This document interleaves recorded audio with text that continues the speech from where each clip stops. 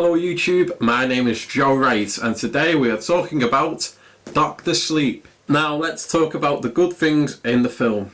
They use very little CGI, only for effects that need them, like there's a scene where one of the characters is flying in space in a dream sequence.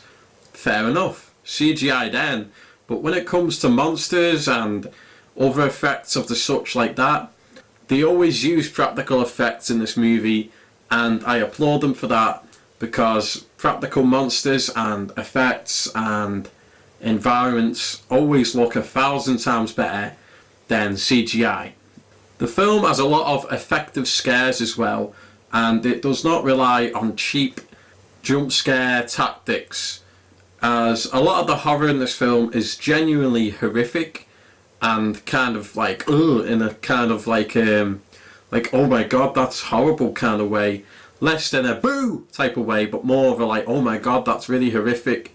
It's very slow and there's a lot of gore and you see everything, and it's not about a monster popping out the shadows going boo.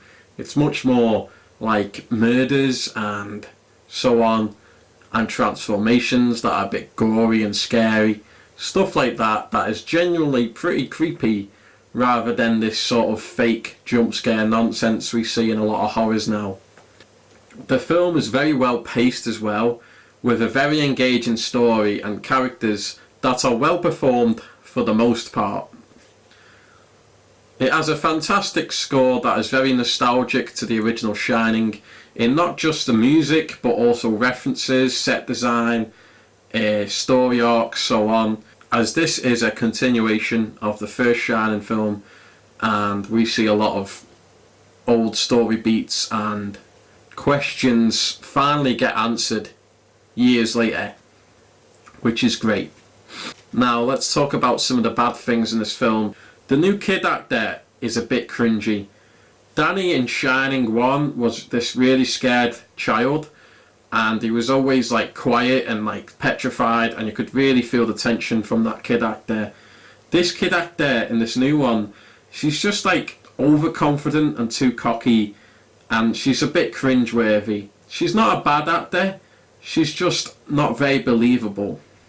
They also recast original characters from The Shining, as we have flashbacks to the first film, and in a way I can understand this because adding new scenes we've never seen from the film before, and a part of me wishes they deep faked the character actors, but in a way it does make the faces look a bit rubbery sometimes, so it's a catch-22 because I do feel like the performances are better without the deep fake technology.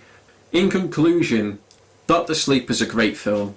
There's two very minor nitpicks here that really don't take away from the film too much. It's not a perfect film, but it's a lot of fun. It's a great horror movie.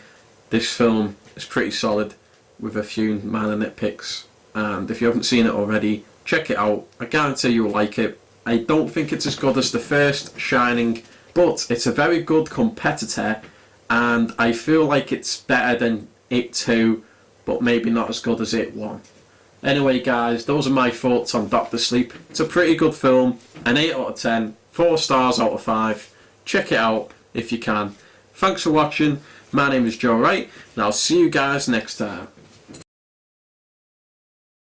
Both my ebooks are now available on Amazon Kindle. The New Order of Alexandria is a dystopian sci-fi adventure full of violence, drama, with plenty of gunfights. Paranormal Homicide is a supernatural horror set in my hometown of Runcorn, a murder mystery with a sinister twist.